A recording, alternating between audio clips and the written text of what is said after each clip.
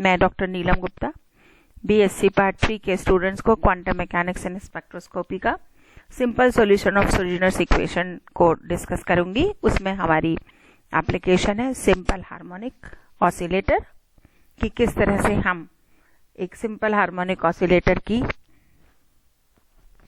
Problem को quantum mechanics से solve कर सकते हैं। For the simplicity we'll consider the one dimensional simple harmonic oscillator. In case of this one dimensional simple harmonic oscillator, we consider suppose a point particle of mass m is in a potential energy region is Vx is equal to 1 upon 2 kx square. As usually we consider any particle in a classical mechanics. So by using the classical mechanics, or you can say by according to the classical mechanics, the particle experiences the forces. The experience is the force. So the force is the negative gradient of potential. So it mathematically it can be represented as F is equal to minus of del V over del X. So by differentiating this 1 upon 2 kx square, we'll have the value F is equal to minus kx, where k is the force constant, and this equation of the particle is F is equal to minus kx, which is equal to m into d2x upon dt square. By simplifying this equation, so we can write down this is equal to d2x upon dt square plus k upon m, x is equal to 0. As by observing this equation, we can say this is a very simple second order differential equation. If it is a very simple second order differential equation, then directly we can write down the solution of this second order simple differential equation as xt is equal to a sine of omega t plus phi, where we know that a is the amplitude of the motion of a simple harmonic motion, phi is the phase at time t is equal to 0, and omega is the angular frequency of the oscillator. Angular frequency of the oscillator is denoted by under the root k upon m, because here we can write down this equation as omega d2x upon dt square plus omega naught square x is equal to 0, or omega square is equal x is equal to 0. So the omega is considered as the angular frequency. As the particle performs a simple harmonic motion, so the total energy of the particle depend upon the force constant and the amplitude a. So the total energy of the particle is equal to 1 upon 2 ka square, or it is equal to 1 upon 2 m omega square a square. For a given force constant, energy E can take numerical value that depends upon the amplitude of the motion. So the energy E can vary continuously, and we observe that the graph of the potential energy is shown in this figure 1, and the shape of the graph is parabolic. So this along the x-axis we consider the amplitude, and this is along the y-axis where we represent the energy. This vertical line, this horizontal line, or you can say parallel to x-axis, this horizontal line is represent the total energy. So the potential energy, according to this graph, the potential energy of the particle of mass m is equal to 1 upon 2 kx square, that is equal to 1 upon 2 m omega square x square. It is parabolic in shape. For any amplitude a, the total energy of the oscillator E is equal to 1 upon 2 m omega square a square, and the motion of the oscillator is confined between the limit from minus a to plus a. The point where x is equal to minus a and the point where x is equal to a, in this figure we can say this is the point where x is equal to minus a, and this is the point where x is equal to a. These two points are known as the classical turning points.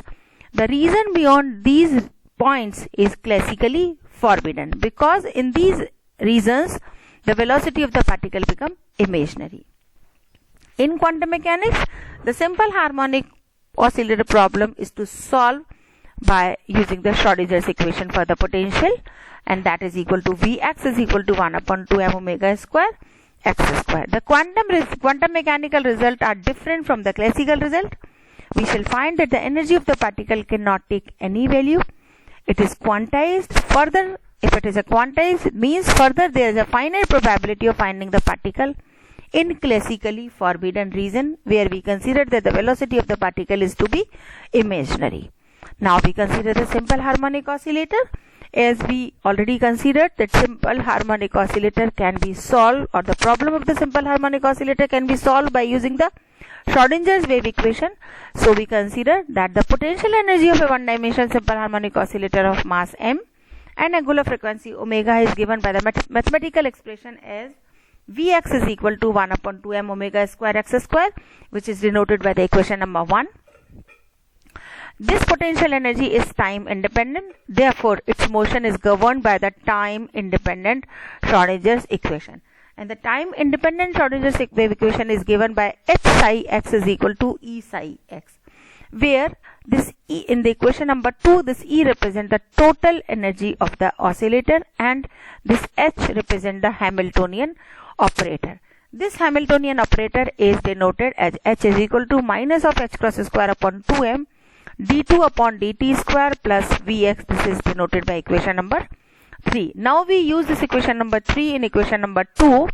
So by substituting h over here, this is equal to minus h cross square upon 2m d2 psi upon dt square plus V psi x is equal to E psi x. Now again substituting the value of Vx, we find the time independent Schrodinger's wave equation for a simple harmonic oscillator. H is equal to E is equal to E psi x, we substitute the value of Vx, that is equal to 1 upon 2 m omega square x square. By simplifying this equation number 4, so finally we'll get d2 psi x upon dt square plus 2m over h cross square E minus 1 upon 2m omega square x square psi x is equal to 0, which is denoted by equation number 5. Now we consider the solution of the Schrodinger's equation by which we can calculate the energy eigen value.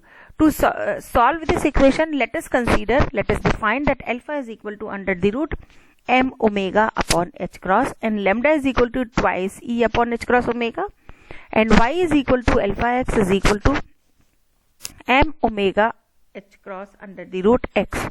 Here we consider that the term lambda is a dimensionless quantity because this h cross omega also has the dimension of energy, and this in the denominator we also have the energy dimensions. So we can say this lambda is a dimensionless quantity and it is the energy of the oscillator, and energy of the oscillator is in the unit of 1 upon 2 h cross omega. This y is also a dimensionless variable. So now using this equation number 6 and equation number 5, we can write down this equation. This is equation number 5. We use all these terms which we define in the equation number 6. The Schrodinger's equations become d2 psi over dy square plus lambda minus y square psi is equal to 0. It is denoted by equation number 7. The solution of this equation are required to satisfy the boundary and continuity condition on the wave function. As we know, for any problem which we can solve by quantum mechanical aspect, the wave function should satisfy the boundary or continuity condition, so that the psi represent a real harmonic oscillator. What are the two conditions that the psi must satisfy? These are the two conditions which is denoted by equation number 8 and 9, that the wave function psi x must be single valued, continuous and finite. So wave function है, in case of the simple harmonic oscillator, whatever be the wave function, that wave function must be single valued, continuous and finite, so that integration between the limit minus infinity to plus infinity, psi x magnitude square dx is equal to 1, means the probability of finding the particle within the given region or within the bounded region should be equal to 1. And the second condition is, as psi tending to infinity, the wave function must tend to 0. Psi x should not be infinite. It should be either 0 or it should be 1. So now we examine the solution of equation 7 in the limit y is tending to infinity. Equation number 7 is this: d2 psi upon dx square, d2 psi upon dy square plus lambda minus y square psi is equal to 0. So let us examine the solution of equation 7 in the limit y is tending to infinity, that is large X. In this limit, the equation number 7 reduces to d2 psi over dy square minus y square psi is equal to 0. Both, if we consider the solution of this equation number 9 is again a simple second order differential equation. We have the two solutions of this equation, that psi y is equal to plus minus e raised to the power plus minus y square upon 2.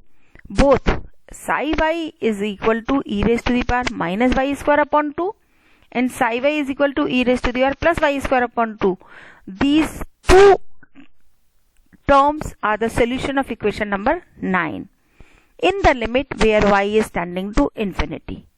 But when we consider the solution, one solution, that is psi y is equal to e raised to the power plus y square upon 2, this solution is not acceptable, because as well as when we consider that this y is tending to infinity, this e raised to the power infinity is also tending to infinity. As e raised to the power infinity is tending to infinity, the psi is tending to infinity, and if this psi is tending to infinity, that means it is not a normalizable.